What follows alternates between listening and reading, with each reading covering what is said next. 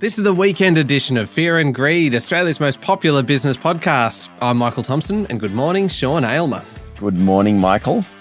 Sean, our weekend show is obviously very different to the weekday show because weekdays is all about the day's business news, and we're very comprehensive there. On the weekend, it becomes a lot more competitive, and we're looking for the biggest story of the week. We're each nominating one. We're also nominating the most remarkable story and the sleeper story, which is one that's kind of flying under the radar there. So there's a lot of judgment goes into that one. And then our favorite story. Speaking of judgment, we need somebody to pick a winner for us. And so we are joined every week by our adjudicator, our fearless adjudicator, our Fear and Greed colleague, Adam Lang. Good morning, Adam. Good morning, Michael. All right, let's not waste any time today. Let's jump straight into it. Sean, what was the biggest story for you this week? Well, once again, I'm going to have to say the economy. Of course, we had the Reserve Bank lift interest rates by 25 basis points. That's 10 meetings in a row, 360 basis points worth of hikes. If you've got a $750,000 mortgage, you'll be paying about $1,500 more in monthly repayments than you were a year ago. Got a $1 million mortgage, you're up at about $2,000 more in monthly repayments than a year ago. It's just hard to beat this story because it just keeps giving. The Reserve Bank lifted rates, then it put out a note that basically said, we're not quite as worried about inflation as we thought we were. The following day, the Reserve Bank Governor, Philip Lowe, spoke at a function that was held by the Financial Review, and he came out and said, look, we're getting close towards pausing interest rates, which is more of an admission than he's really made thus far during this rate cycle. So what we know is that the interest rate cycle is coming to an end. That has huge ramifications. We have share markets rising as a result of it. We have the Australian dollar falling. Now, part of the Australian dollar's fall was the fact that the US Federal Reserve boss, Jerome Powell, came out and said they're going to keep lifting rates, probably more than anyone thought. Another interesting thing out of this week is that deposit rates have started to rise, not just mortgage rates. You put all that together, it's very hard to beat that as the biggest story of the week. Michael. Yeah, okay. Granted, the economy is important, which actually feels like a little bit of an understatement, doesn't it? But, Sean, with rates kind of rising again, which we all knew they would, it feels like it's a little bit of a snorefest because you compare it with the biggest story of the week, which came out of politics, and the winner here is clear because I like to make big statements on this show. And I say that this is the week where Australia's place in the world became simultaneously a little bit clearer and a little bit murkier. Because for a start, we had the Prime Minister touring India, the first prime ministerial visit in 5 years, and he did it actually with a bunch of CEOs. So obviously, that's very significant from a business perspective. We had Qantas, Wesfarmers, Commonwealth Bank, ANZ. The message is very, very clear, and it was a massive kind of PR opportunity on both sides, that Australia and India are ready to do business. 1.4 billion people in India, huge opportunity for Australia. What's more as well, adding to this story, Anthony Albanese has said that he would go to China if he was invited, the long-term goal there of a stable and secure region, but also getting the billions of dollars of sanctions kind of lifted from Australian exports. Interesting one there, obviously, because it brings into question all of the security issues. And on the security front, a major, major development this week with details emerging of the 5 US nuclear-powered submarines we're expected to buy in the 2030s. This is all part of the AUKUS Pact, which will come through in stages.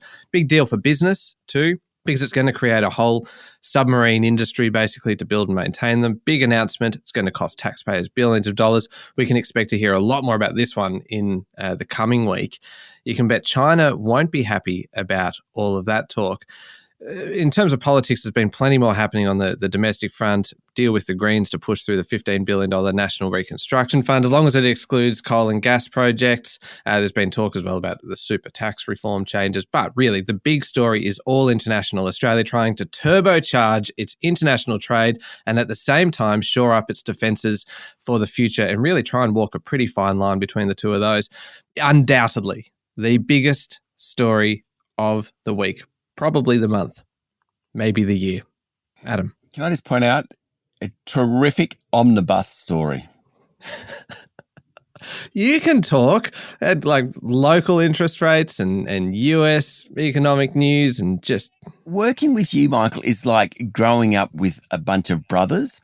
So, when you grew up with a bunch of brothers, as I did, and you've got both you two have got brothers, you'd grow up and you'd say, well, no, this is my T-shirt. No, this is my T-shirt. Well, no, it's mine. And you took my shorts as well. Well, I did not. I took your shorts and I took your underwear too. And then it's just become bigger and bigger and bigger. Honestly, competing with you is like this. You just end up in a little fight. Well, it's like in high school when you had a debate and one of the main kind of things was that you weren't allowed to deny the opposition a debate by saying that the topic is basically kind of closed, that there is only one kind of outcome. You were one of those kids that did debating in high school, Michael. Yes. Interesting. I'm feeling some judgment here, Sean. Not at all. Not at all. No, good on you. Excellent work. Adam, save me. I just can't, Michael. Sean wins this one.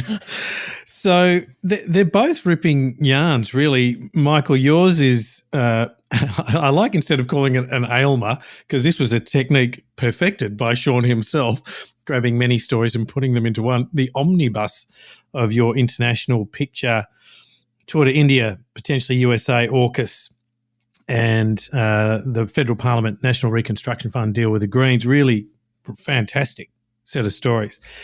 But the biggest one for me was not the interest rate going up, as said, we did expect that. But it is the remarkable change in commentary from the Reserve Bank Governor Phil Lowe and everyone going, oh, wow, it may not be multiple rate hikes coming up. And so the picture just started to get a little less dark, and I think everyone's reacted well to it. So I think that has to be the biggest story of the week for business. Excellent decision. Excellent decision. Well, I agree. Yeah, no, I think that's a good story. It's a big story. And now we move on to the most remarkable story. I will go first on this one. Righto. Sean, my most remarkable story isn't actually, it's not a good news story, but it is remarkable because for a while now we've been hearing about the huge redundancy rounds at some of the biggest tech companies in the world. Obviously, there were so many people laid off at Twitter. Meta and Amazon have all done it. But this week it seems like the mass redundancies in the tech space really hit home because we had homegrown software giant Atlassian sacking 500 full-time staff in an effort to better reflect operating in what is clearly a changing and somewhat difficult environment. Particularly remarkable about this is that the 5% of the workforce or 500 full-time staff lost their jobs, but the company's still actually recruiting for 700 other open roles, clearly in departments where the company will be focusing its attention into the future. Later in the week, we had cloud accounting group Xero announcing it was cutting up to 800 jobs. That's almost 15% of its total workforce. Those cuts designed to streamline operations, improve profitability. We knew that this was all coming for a while in terms of these forces that were hitting companies like Meta and Twitter and Amazon, because we've seen the global giants cutting staff big time. And this week it was really the homegrown tech sector's turn. And so it's a very, very tough time for anybody in that sector. And I just thought it was remarkable, the fact that the scale of the layoffs that we have now seen this week. It's a pretty short story from me. It's a pretty serious story from you.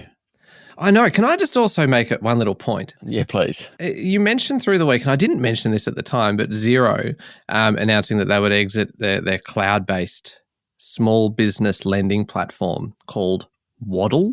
Yes. Don't you think that Waddle is an unfortunate name for a business lending platform? Oh, I quite liked it. No, because it doesn't have like the right connotations. It's kind of got this lumbering kind of like, oh yeah. Crawl before you walk. No, don't. I would want to be lent money by something like Stride or, I don't know, Leap. Bound. Yeah, something that actually feels like it's kind of really got some power behind it, not like a little kind of a penguin waddling along or something. Anyway, that's just my feedback to the Xero brand marketing team. Excellent. My most remarkable story for the week, and this comes with a reflection of my background, very conservative religious upbringing. Money does buy happiness. So, you're growing up all your life and they say, money doesn't buy you happiness.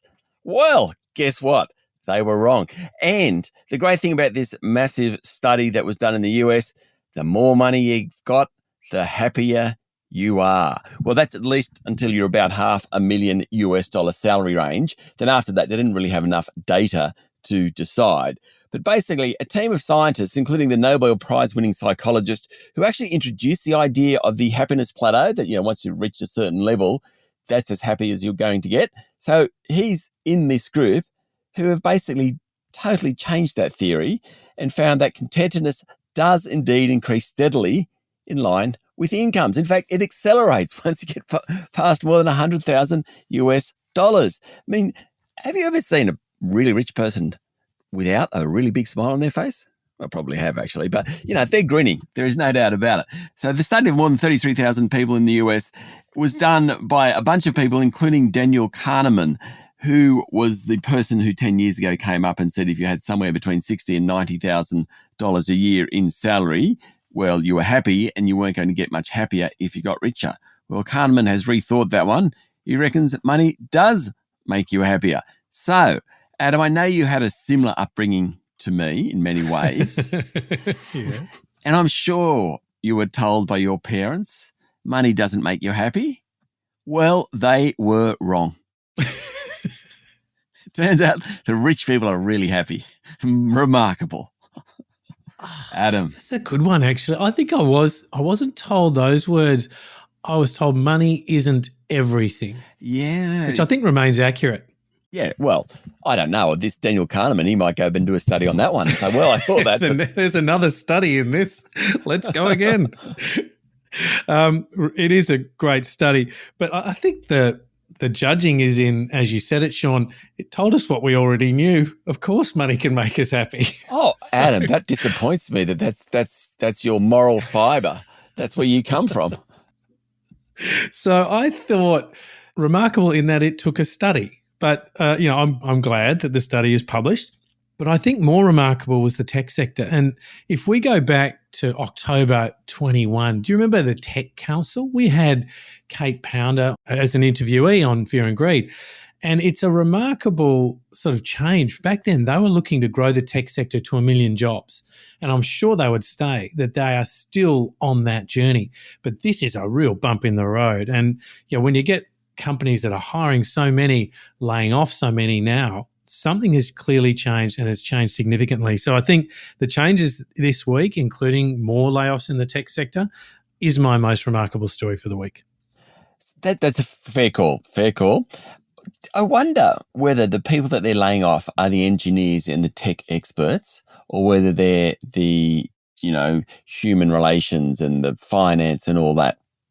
I wonder. Totally. Such a great question. And I mean, even Atlassian said during the week, yes, they're laying off people, but they've still got, I think it was 500 being laid off, but they've still got 700 open jobs.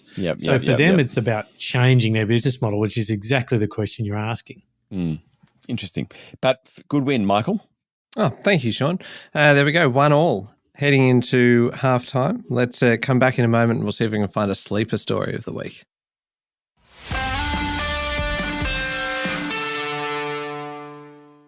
All right, Sean, we're looking for the sleeper story of the week. So this is one that's kind of flying under the radar a little bit, or that we think is going to become a bigger story further down the track.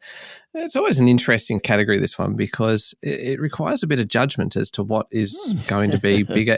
And sometimes it gets kind of – it's a weird one because Adam will sometimes mark us down because the story hasn't happened yet.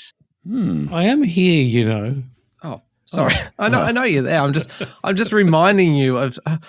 I'm worried that I'm coming across as very critical of you, Adam. I don't think you need to worry. That position is certain. Let's jump into it. Sean, sleeper story. What was it? So, Australia for a long time relied on agriculture. Rode on the sheep's back.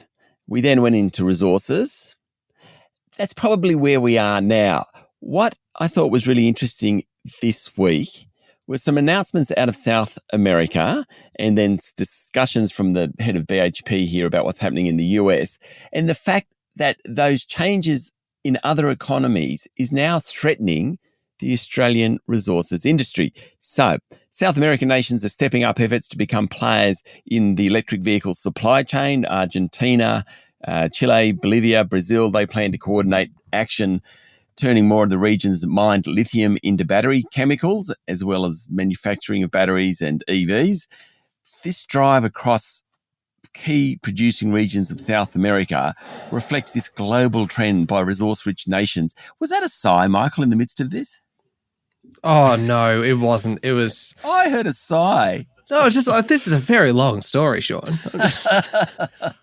I'm wondering if I can bring in a yellow card system. For Sean or for me? Well, for both of you. But in this case, Michael, it's hovering in your direction. Oh, no, I'm not allowed to breathe anymore during Sean's stories. Preferably not. Okay, so let's get on with it. So the South Americans, they're taking us on resources. That's that one. The other thing, in the US, the government there has introduced something called the Inflation Reduction Act. It's a massive deal. You can't understate it. This week, BHP boss Mike Henry made it very clear that any tax reform in Australia must not disincentivize capital. What's behind that is that other nations, such as the US, are incentivizing capital big time, and BHP are investing in North America. Put all that together. This week, what I started thinking about is, suddenly Australian, a resource-rich nation, has got some serious competition going on. And that could well play out in our national income for decades to come. A real sleeper story. Michael, wake up. What's yours? That was actually a really good long story. I thought it was excellent. My sleeper story this week is actually not that much shorter, but it's mine is an absolute cracker. Objectively, it is a cracker. Objectively, yeah, that's right. It's not just me saying that. It is universally agreed. No, look, it's a big sleeper story because it's one that could end up affecting white collar workers right across the country. The Finance Sector Union has launched a test case against NAB on behalf of managers who allegedly had to work up to 80-hour weeks. And so this all kicked off this week. The federal court action started on behalf of 4 managers who claimed that they had to work unreasonable, unpaid hours over several years. So it is a test case for what reasonable additional hours. See, at least I was just breathing, Sean. You were actively yawning. And it sounded, you know what? I'm going to say that wasn't a genuine yawn. That sounded like a mock yawn, a stage yawn. This story could be huge. This is a test case, and it may end up being a massive, massive issue because the FSU wants this to set a benchmark for the financial sector. And once a precedent has been set, it's unlikely to stop there. It could end up being a major story. And already it's got companies thinking about the demands that they're putting on staff, how many hours are actually reasonable. And then at the other end of the scale, of course, you've got companies looking at scaling back to a 4-day work week. Oh, nice. It really kind of shows that the two extremes in the workplace at the moment. And as we heard recently, the 4-day work week doesn't actually come with a loss of productivity. So maybe, just maybe, those 80-hour weeks aren't actually necessary after all. Adam. Okay, so Sean has tantalised me with tax reform. That's just really interesting to me. Of course, the resources sector.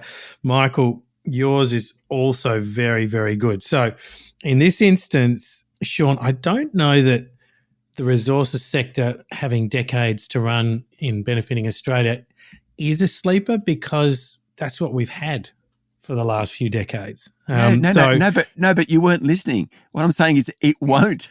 It won't. Oh, sorry. After all that time spent on this story, the point of it was that suddenly we may not be able to live off the resources in the decades ahead. And I explained it so well, the judge just got it wrong. Michael, you win. But why not? Because we have competitors. So all these new EV battery minerals and metals, other nations are doing a better job at it. And actually, I don't think I'm allowed to come back and I get a second go at this. I just reckon I should lose because clearly my job of explaining it. Adam's taken it totally the wrong way, which is fair call. I have, but decision stays the same because I disagree. I think we have got decades to run for this mineral wealth to continue. But the Finance Sector Union test case on excessive hours or unreasonable extra hours, it's a fascinating test and it's going to affect a lot of people. Then there's other industries involved. So it's not just the finance sector union where this could be happening. I'm thinking of professions like legal, where you see a lot of hours being done by a lot of people. So what is reasonable and unreasonable? This is a fascinating government study. And of course, Michael tantalised me with one of my life quests, the 4-day work week. So Michael, you get the sleeper story of the week. Can I say that's the first time I think that adding in something that I know you're personally interested in has actually worked for me? Because really the 4-day work week had no relevance to that story. Michael, be quiet. Shut up. You are not doing yourself any favours here. You are now actually, this is like the backhanded compliment. I'm just so happy that I'm just so unused to winning. Favourite story of the week. Shall we move on to that? You go first, Michael. Okie dokie. Well, anything with space is going to get my vote for favourite story of the week. So Japan's self-destructing rocket is my favourite story. Plus Elon Musk gets a mention in it. So we kind of tick a couple of boxes here. So on Tuesday, Japan launched its new rocket, a 57-metre craft called the H3, the first of its kind to be developed by Japan in 30 years. But a couple of minutes after liftoff, the second stage engine failed and they actually had to hit the self-destruct button. It is bad news for everyone involved except for 2 people. So I'll tell you why it's bad first. There are 4 reasons that I have identified why this is bad news. It was supposed to be a major step forward. This is reason number 1. Major step forward for Japan's space agency, which is one day aiming to send astronauts to the moon, as everyone is now kind of talking about that again. Reason number 2, it was supposed to be a cheaper alternative to the SpaceX rockets for sending satellites into space. Reason number 3, that it's bad news because it was promoted as a viable commercial option because it ran on a lower cost engine with 3D printed parts. Got to say, it's not a great endorsement for 3D printed parts, is it? And reason number 4 is because the rocket was actually carrying a satellite that could detect North Korean rocket launches. So who knows what North Korea is going to launch now? We will have no idea. I mentioned 2 people that it is not bad news for. Number 1, Elon Musk, because his SpaceX domination continues. And number 2, the second person for whom this was not bad news, in fact, it was quite good news for him, the guy who installed the self-destruct button, who probably never gets to actually test his creation to make sure it actually works. He finally got his moment in the sun. Good on you, anonymous self-destruct button guy. That's my favourite story of the week. Right. that. So my favourite story was a fantastic scientific breakthrough by a bunch of scientists at Monash University, which could result in electricity being generated using absolutely nothing but the atmosphere, maybe a little hydrogen. That's not a bad breakthrough. Now, the process involves an enzyme made by bacteria to help them grow and survive in all sorts of environments, things like volcanic craters, the Antarctica, all sorts of harsh environments. The enzyme, called HUC, Michael, H-U-C, HUC, has been found to produce a small electrical current by consuming hydrogen in the air as a source of energy. Now, it effectively operates something like a natural battery. Producing power from air isn't really new, whether that be by using wind to spin turbines or, you rub balloons on your clothes and you produce static electricity. The balloon on the pant issued that one, Michael. But the way HUC works is different. That's because, unlike all other known enzymes and catalysts, it's a hydrogen gas scavenger, which is exactly what it says. It scavenges hydrogen.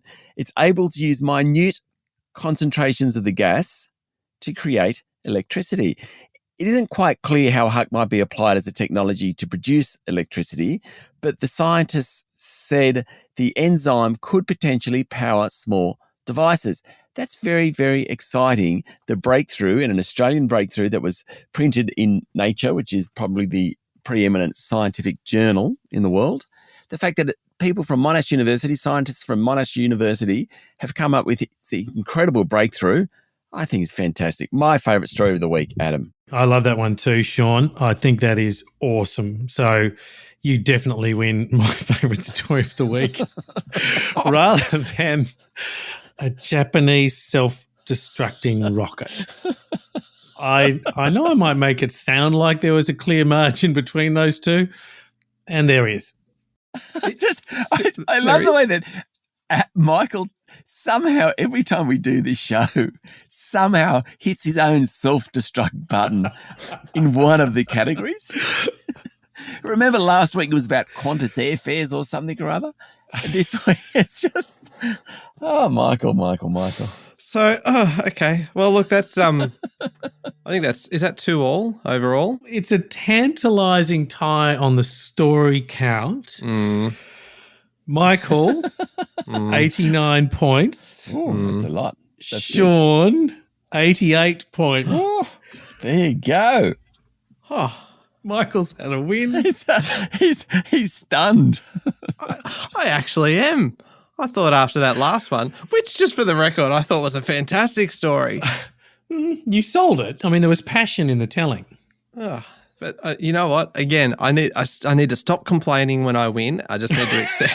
I just need to accept it and say congratulations to me and well done to you, Sean, and thank you for a good competition. See, I'm not very used to this. I'm really sorry. I'm sounding It's all at sea. I'm very uncomfortable here. But no, that was good. Thank you very much, Adam.